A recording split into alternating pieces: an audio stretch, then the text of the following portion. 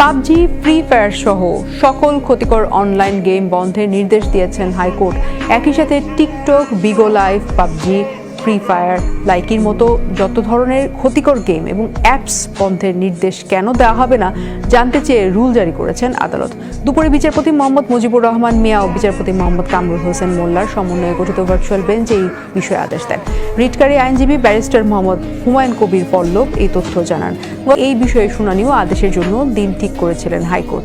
এই সময়ের মধ্যে সরকারি সংশ্লিষ্ট দফতরে পাঠানো লিগ্যাল নোটিশের কপি বিটিআরসি কর্তৃপক্ষকে সরবরাহ করতে বলা হয়। এর আগে গত 24 জুন মানবাধিকার সংগঠন ল অ্যান্ড লাইফ ফাউন্ডেশনের পক্ষে গেম ও অ্যাপগুলোর ক্ষতিকারক দিক তুলে জনস্বার্থে রিট দায়ের করা হয়।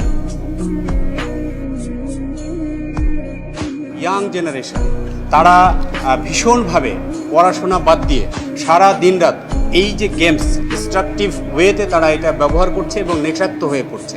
পাবজি, ফ্রি ফায়ার সহ এই জাতীয় সকল ক্ষতিকারক অনলাইন গেমসগুলির সকল প্রকার লিঙ্ক, ইন্টারনেট গেটওয়েজ আগামী 3 মাসের জন্য বাংলাদেশে বন্ধের নির্দেশ দিয়েছেন হাইকোর্ট।